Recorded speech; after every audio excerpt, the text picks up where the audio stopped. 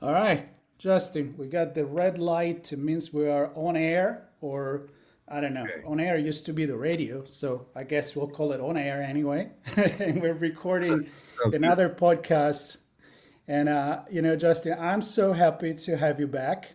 We are on our second conversation as audio signals podcast where we talk about stories and storytellers, storytelling. So everything is storytelling. You do it in a very particular way, in a very artistic way, with a company that everybody knows, with characters that are at this point iconic.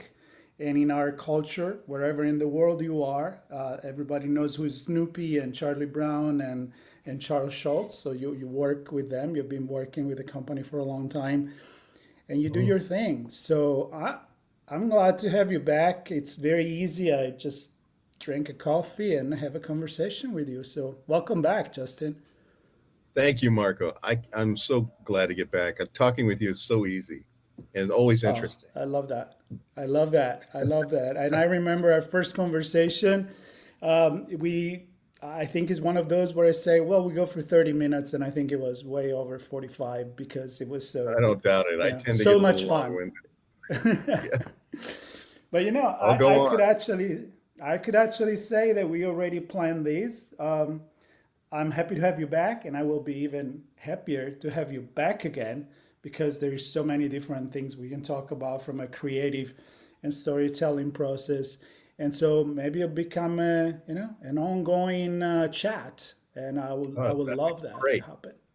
Yeah, That'd be great. I love conversation, and especially when it's interesting. And your show's always absolutely. interesting. Thank you, thank you. So we have something in common. We are both part of the Mentor Project, which Yeah. eventually we can mention in the future. You do teach a lot how to design. You've been in Africa doing it with kids that you started from scratch. I know that alone was an adventure. And but I want to, for people that didn't listen to the first episode, I want to invite you to do a short intro about yourself. Who is Justin Thompson? Okay. Well, I was an actor and a stuntman in New York for 16 years, mostly during the 90s, and then in 2003, I moved to California and pursued my fallback career, which was art and illustration. And I started working for the Charles Schulz Company, the studio in Santa Rosa, California, as a merchandise reviewer. We had to look at everything that had the Peanuts characters on it, make sure everything looked right. For the license, we don't want any weird looking Snoopies out there. And for a couple of years at the studio, I was the studio's liaison to Japan, and I would go there and talk to the licensees who use peanuts on their products, everything from food to golf bags to T-shirts and anything. And I'd go talk to the licensees, get a little art direction, and I'd give a presentation. And this went on each year for about 13, 14 years. And now I moved into doing artwork because we're producing a lot of our own artwork in the studio now. It's not just reviewing merchandise. We started creating content around 2009 or 10, and I've done a lot of that for Peanuts, writing and compiling books for them. I've done about 8 or 9, I think. Then the most recent one that I wrote and illustrated was called "If I Gave the World My Blanket," and that came out Mm-hmm. in December of 21. And they are. We just got a note a few months ago, a couple of months ago, from the Miami Children's Museum, who want to take that book and create a stage play from it with Oh, music. I love So it. about a half hour long for kids, and they're putting it together now. They sent us a script. We tweaked it quite a bit, and they're going to produce it, I guess, early to mid February. So that's exciting. I And know that's amazing. uh, they adapted my book. I still can't believe they want to do that. It's a super good book. It's really cute. but this, I hadn't thought that anybody'd want to do this. So it did have an impact. And so that makes me Yeah, really happy. absolutely. I'm going on Absolutely. I'm going on a Comic-Con cruise for Charles Schulz's Peanuts in the first week of February, second week of February, and from Tampa to Cozumel and back to Tampa. Um, Comic-Con the cruise. They're going to do a floating Comic-Con now. So I'm going to go. Was I'll it? do a It panel or wasn't two. enough. It was not enough to invade San Diego. Now we're going on a cruise. I know, God, Hey, that's like cool. now we don't have to have them on land. Um, so that should be interesting. It's the first one they've done. So so I'll be working that, doing panels, and I'm doing art demos and a speech about Schultz, and keeping busy there, doing a trivia night for Peanuts Mm. trivia. That should be really interesting. And there's a new version of the board game Clue coming out that's Peanuts themed, and I drew the board for that and the Oh, box, and that should be out. They said maybe in May. I don't know. Looking that is forward to that. cool. So yeah, I Talking keep really about busy with my putting 9 to 5. talking Huh? about putting two things that I love as a kid, the Yeah. Peanuts and Clue. That was a lot of fun, So I can Right. already imagine I, what is going to be the dynamic there of this character oh, it's working the great. board. I will tell you this: nobody gets killed. Hmm? Uh, the crime is that someone stole Linus's blanket, and you have to go to different Oh, locations in the neighborhood, like the ball field or the pumpkin patch or Charlie Brown's house, to try to find oh, out who did it. It's really well, cute. It's a really interesting idea, it's a pretty serious crime. I mean, you take the blanket especially out to of Linus. Linus, it's serious business right there. I Yeah. love it. So I love it. we're gonna find out who done it and take care of Linus and get his blanket back. Nice, nice. I can't wait to see that, and obviously I can't wait to hear what's going on once you get on the boat and you go out there, Comic Con on waves, and Yeah, see I'll what's follow going up on with with that. you. I'll follow up with you after the cruise and let you know how it went. Yeah, I love You it. know, I love it. So listen, last time we talked about the things you just said and how the cultural aspect I remember of what Charles Schulz brought to the world and all this character Japan. I mean, you mentioned merchandise there, but all over the world. I was just making a joke before we started recording on how I was walking here near Florence on a store and I saw a Snoopy on a T-shirt, and my wife wanted to get it. And I'm like, I'm about to talk to Justin, which is a senior for them. It's like no way. So cultural phenomenon, no questions about it. So I invite people to listen to that. But now you're also doing your own strip, and yes, and I want to hear a lot about that. I know there is something to great. do with mythology.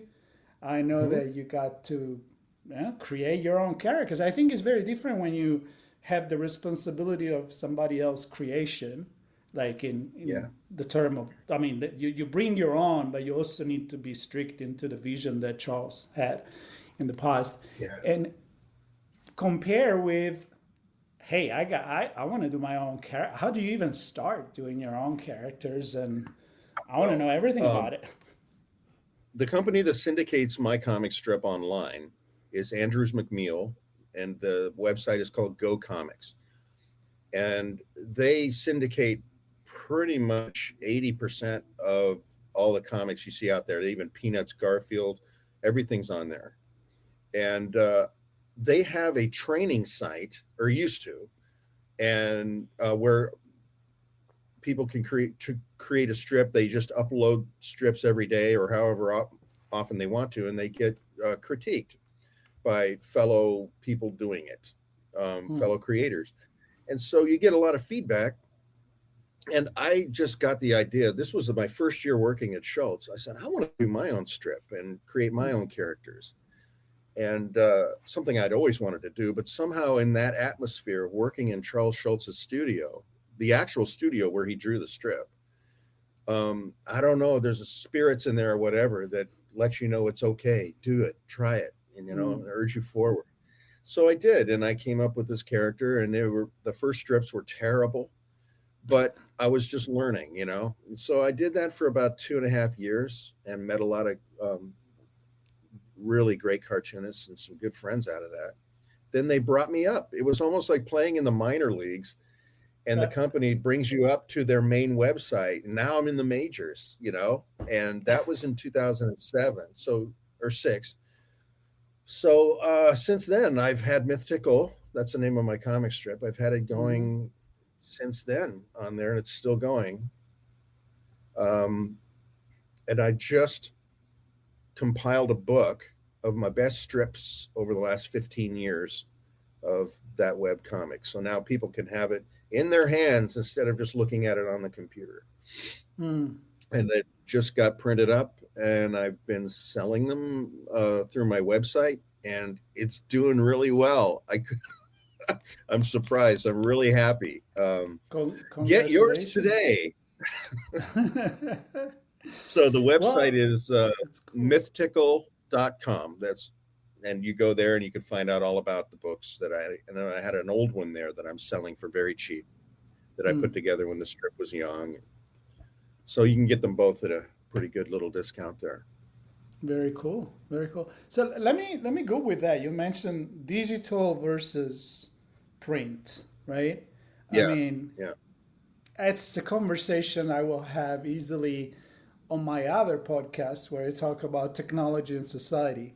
My Mm, background is sociology of communications. I always think about radio the way it used to be, analog versus digital, and how yeah. kind of the world has changed. We don't compare with when I was a kid and you didn't have the Yeah. digital. So I want to pick your brain on this thing. We talked last time about AI. I don't want to go there, but how to use the tools of Photoshop or other illustration. Using your Hmm. pen and your tablet versus doing thing by hands. But I want to touch on the consumption of it, right? So I don't know. Like, do you feel like different reaction once you know that people flip the pages on a book on paper versus scrolling? Like, I gotta tell you, I can't read comics on my phone. I can do a lot of things on my phone, but if Hmm. I'm gonna read, I don't know, Mickey Mouse or something like that, or the Peanuts, I want to flip the pages. What's your Yeah. thought on that? Well, I think that speaks to the artist's composition, Mm-hmm. whether they have a four frame across or stacked four frames with two on top, two on the bottom. You're looking at that whole piece initially before you dig in to read frame by frame Mm. the shapes, the dark areas, the light areas, um, how the colors flow if it's in color. And that is a subconscious thing, I think. I think it just hits you a certain way, like, oh, this is attractive, or and maybe you don't know why, but what you're doing is you're finding the artist's sense of balance and composition that's pleasing Mm. to you. Yeah. You don't get that on the phone when you're just kind of going frame by frame and it's small and you have to bring it up big. I hope that my readers look at it on the computer and then they can see all that. I hadn't really considered this until you brought it up, Mm. but that's a great point. And I think that's why I think that we take in the composition and it does something to us. We don't really know we're doing it, and then Mm. we focus in on one frame and then the next, and then to get the joke. Mm. But that is lost, I think, on a phone because it's too Yeah. small. Yeah. You know what? I just thought when you said it, that is so true. Like you kind of get, I don't know, I'm thinking like you go to a museum, you see a big Yeah. mural or a big painting, I don't know, the Botticelli, the birth of Venus, for say, you can't go straight into the details. First, you get hit by the whole thing, right? And, Right. and, and when you And said, that was yeah, the you artist's attention. exactly. And then you dig Yeah. in and you do the same thing when you open a page of a comic, whatever it is, and you kind of get the Right. big picture. You still want to read it left to right, bottom, and and follow the story that you want to share. But there is a Hmm. meaning in, yeah, I mean, there is a meaning in the whole piece together. That's that's Yeah, interesting. that hits us um, beyond words. It just does something Mm-hmm. to us inside, like any good piece of art, sculpture, any of that. Um, we're attracted to its overall shape and tone, Mm. and then we get into the details and want to explore further. You know. Yeah.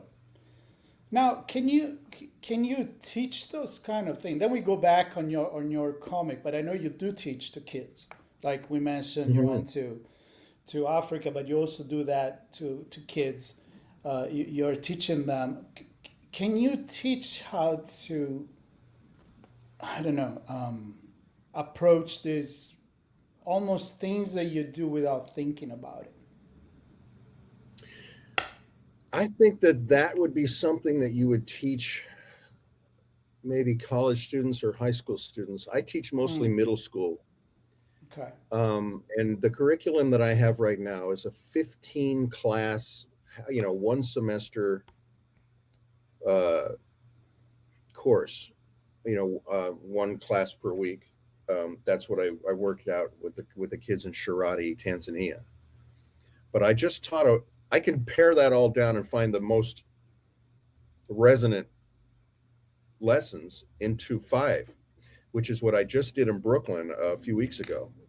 I Mm-hmm. went there for the Mentor Project and in association with New York Edge, taught at an inner city school in Brooklyn for a week. And it went really well. It was terrific. And so I taught the basic techniques there of emotions, how to track emotions in someone else, and let that impact you. Have some empathy, and put that onto a construction of a face on paper. And I teach them how to do turn that to a quarter turn and then a half turn. But Mm, every time they create something, a lesson that I say, it has to have some kind of an emotional content. I mm, really stress how emotion carries their work onto a different level that they're not used to creating and the people are not used to seeing in their work. And I promise them, once you really get these emotions big in each frame and they change, people are going to think you're a great cartoonist and not really know why. It's mm, just going to hit them because they're not used to seeing it. mm, So I start out the class teaching them empathy and attunement with each other and in themselves, and how to put that on the chalkboard or on their paper. And then we move on to other lessons in cartooning, but always kind of coming back to that, getting them to find the emotional life. How do we convey emotions or on an object that doesn't have a face? And we get into that. Um, and then I ultimately teach them how to construct a story in four frames, a journey with cause and effect and all that. They seem very interested. I've taught this here in Santa Rosa. I've taught it in Brooklyn. I've taught it in Africa. Everywhere I teach, the culture is vastly different, but always interesting. And I mm. always have to kind of modify on the fly. It's my improv work from when I was an actor comes in handy here. Right now, If yeah. I ask them a question and no one's responding like I'm used to, okay, yes. And I have little techniques that Uh-huh. I've used in my acting in the past that kind Mm-hmm. of bring them out and Yeah, activate them. I love that. So my past career has really helped me in this. Yeah, yeah, that's cool. You don't want to be on stage and you say something and there is no follow up, and you're like, shit. Now where do I go now, right? No, But yeah, right. there are ways. But what I love about what you said is to start with the empathy, and I don't think when Mm, you think about doing a comic strip, or I don't know, like I don't think many people think the word empathy. And so I find it quite curious that you actually start with that. But I also yeah, think that it kind of brings the emotion that you need to, if you don't understand other people's emotion, I'm guessing it's going to be very hard for you to let your emotion out. So exactly. is that what you're, it's kind of like a two-way Yes, things, a way to yes. connect. You know, Emotional awareness, compassion, attunement, these things are not taught in schools. No. And if they're taught in schools, that's a good age, because the middle school age kids, everything's changing inside of them. They're getting lost a lot of times, and not kind of knowing how to proceed, how to feel. It's an awkward time. This is a perfect time to try to teach them the importance of all of that, and Yeah. taking care of each other. So I try to get them to do that, feeling something inside, maybe generating a feeling and feeling in your face. Okay, where are the lines? How did it change Mm. from when you're neutral face? And then I have them track that and put that down on paper. And so that's very intensive in the first couple of weeks, 2 or 3 weeks of the class, so that later on, when we get into other things, they can still harken back to that and remember it.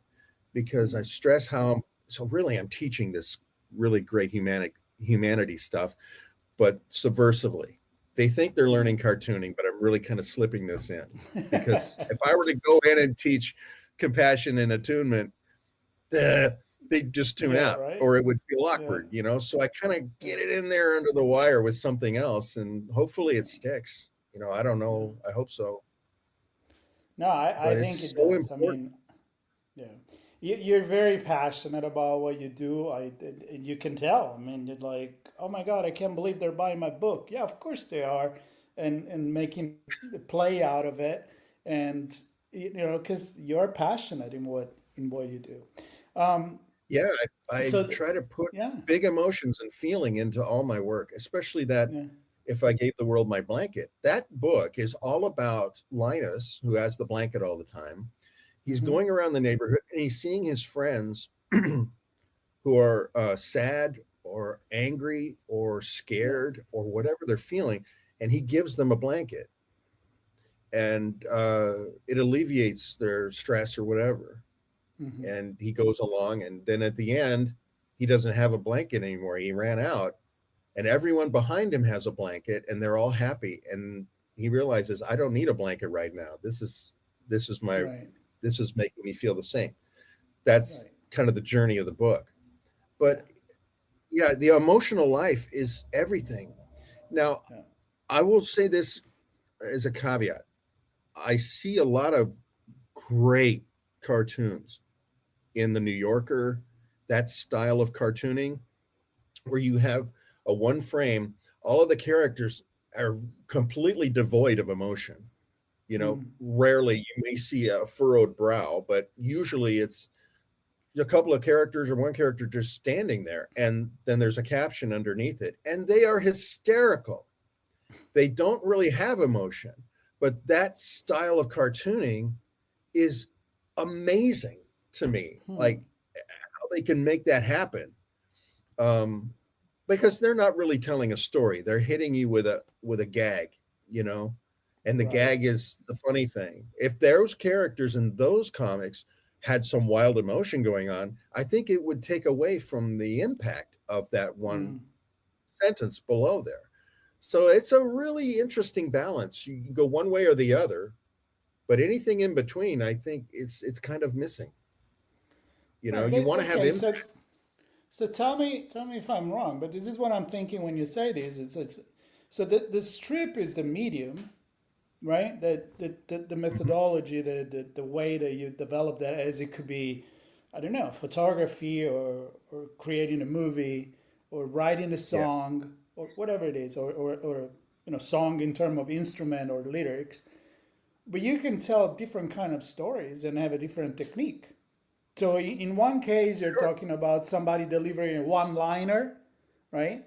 And Yeah, in your case, it's more about no. There is a story. There is a beginning. You get right. into the how Because this Linus is one is of the things I feeling, teach. and yeah, Yeah, one of the things I teach as we get on later in the class, frame by frame by frame by frame, there has to be cause and effect. This emotion causes an effect in this character, which causes right, a change in this next frame, and that's the journey of that joke or funny little situation. There's a little story there. So you mm, have a couple of frames setting it up, and then you hit the joke. Maybe there's an after. math or a denouement, whatever. With a one frame comic, you don't have that. You can't tell really a story with that. So it's just a bam, a gag right there. Right. If you were Yeah. going to do a one frame comic with a drawing of a wild emotion, I don't think it would be as impactful because you don't have the cause. Yeah. You only have the effect, you Right. know, Right. and it diffuses the impact somehow. Yeah. The science of this is very interesting. I don't Oh. understand it all completely, but I think the story with the cause and effect is separate domain, and maybe the one people are most used to looking at in the paper. I don't know, Mm-hmm. maybe, Yeah. but Right. that's kind of where I dwell. Yeah. I love it. So let's go back where we were gonna focus for the remaining of the time that we have on the Yeah.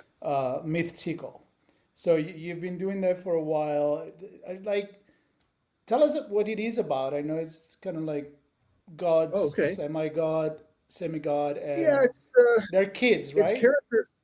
It's they're young people. I think that they're around middle school age, maybe Okay. 11 to 12.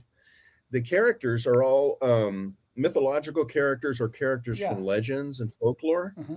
Yeah. and they're all together in this kind of a fantastical space Yeah. interacting with each other. So it's kind of a culture clash, but it's not always a negative clash.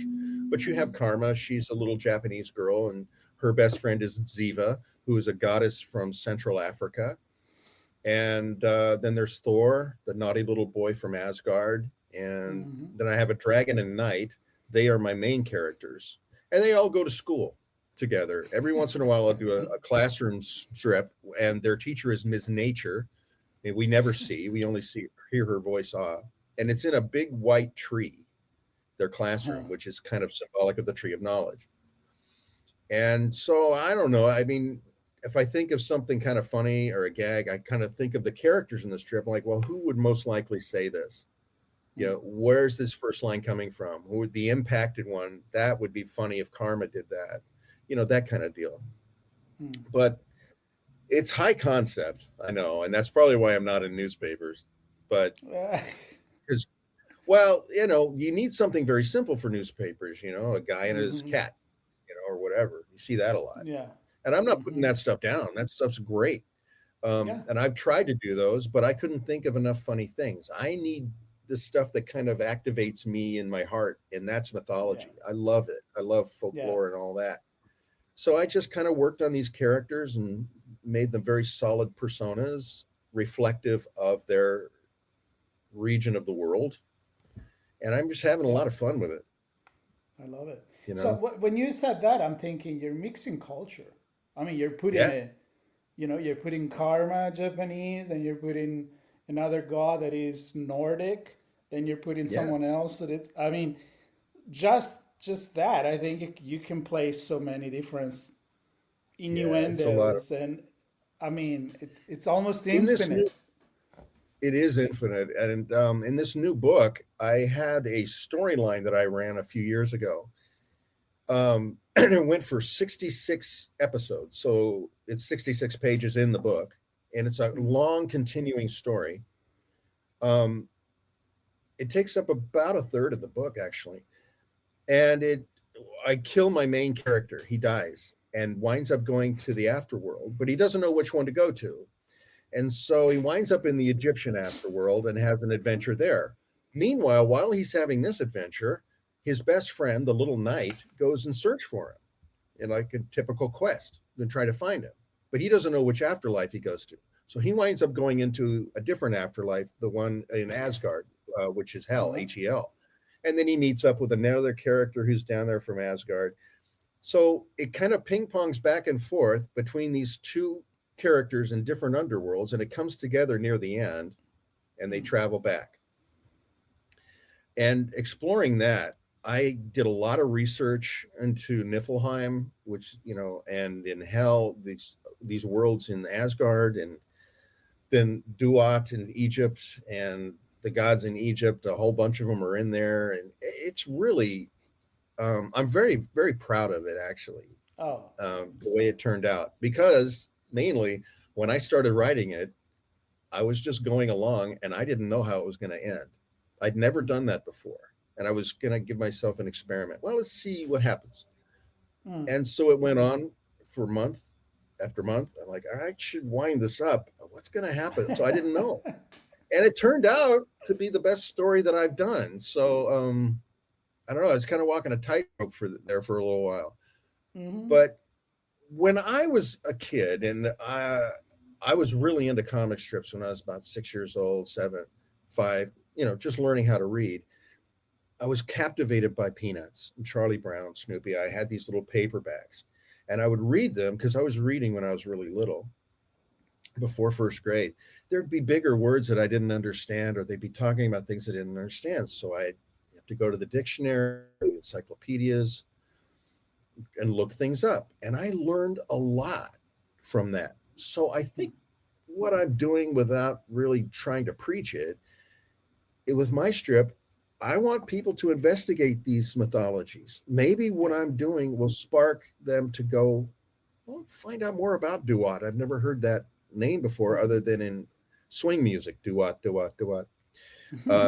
So let's look that up and find out more about it. Anubis, does he really look like that? Yeah. And so Hmm. they look. I'm wanting to get people to research and look Yeah. stuff up and Yeah. get more into folklore and stuff, because it's brilliant stuff, and we can learn a lot from it. Yeah, I love that you said that. We can learn a lot from it because I love mythology myself. I have always, with my mom, I write some kids story. What is important to me is that there is always a moral. There's always a Yes. lesson, right? And when we look at even the scariest story, Hansel and Gretel's, and from the Grimm brothers, with that, back in the day, stories were, well, there wasn't Disney soft. They were pretty, No. pretty heavy, but they were Yeah. teaching people to not go in the forest by yourself, kid. Right? I mean, Right. it's basic lessons. And mythology is pretty much the basic of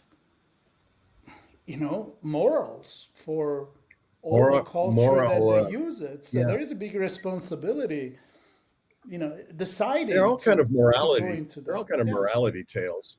right. Teaching people how to behave was kind of how it all started, I think. Yeah. And then through oral tradition, I think they wound up with making them more entertaining. Hmm. But I love how fallible the gods are in many of these They're very mythologies, human, right? particularly. Yes, particularly the Nordic ones, Yeah. and Greek too. I mean, the higher gods Yeah. were a mess. They did not Yep. behave well, you It's like know, a soap and I opera. think that's really fun for people to listen to. Yeah. You know, They're very human, unlike, yeah. a more religious type of character. So when you start this, sounds to me that you go, let's see, as you said, let's go what the character brings me. So you're not maybe a plotter, you're more a pantser, like you write, but do you let the character brings you all the time, or do you start with writing? So Um, do you start with a it visual? Do you depends. start with a writing? Do you prefer It one or the depends. other? Sometimes I'll Yeah. hear a joke, an old joke, and I'll go, "Oh, I think I can twist that into my strip." And then Huh. I'll take the idea of the joke and I'll kind of twist it around, put some new clothes on it, maybe a different kind of ending than the punchline. Maybe something funnier happens after that, and I can dress that up in a different costume and put it in my strip. Hmm. Sometimes I'll just start drawing a character, doing something silly, and I'll think, "Oh, I think I can make something out of this." So it happens in both ways. Okay, I love that. Um, Charles Schulz once said that creating a comic strip is not that hard. Just start drawing something silly and something will come to you. And I've used that technique a lot, and it does work sometimes, Hmm. but you got to So focus and you got to be creative. you start drawing the visual, and then Hmm. you kind of envision what's gonna be the bubble after that you Yeah. do. Yeah. If there is one, I like doing comic strips that If don't there have is words, one, but I every love. once in a while, It's hard to Hmm. do comics without words, but every once in a while I can. And those are the ones that I stress to my students that are the Mm. funniest and Right. the best to try to do, because those comics can be read by anyone in the world. You Yeah. don't have, and they'll get it. Yeah. They don't need lettering or translation. But yeah, I'll start drawing my dragon character Booty. Let's just say I start drawing him, and he's standing there, and I thought, well, let's draw him on a skateboard. Let's see what happens there. And I'll draw him on a skateboard, and then I'll start thinking, well, why is he on a skateboard? Where's he going? Hmm. Um, that starts the ball rolling.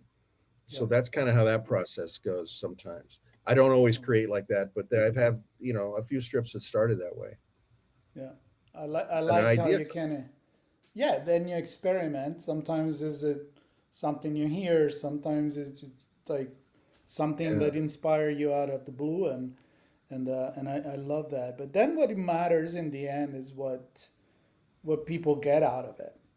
Have you ever yeah. found yourself where your objective was something, your message, let's say, was something, and then somebody's like, I didn't see it that way.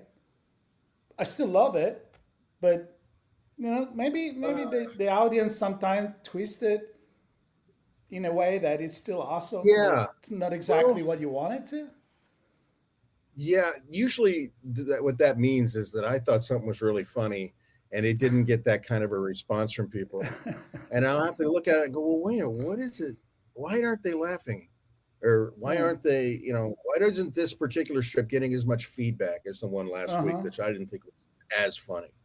Right. So I got to try to figure it out. I'm like, well, maybe it's the wording. Usually it's the wording, because there's Hmm. rhythm that you got to, bounce. And any comedian will tell you that. You got to trim. Hmm.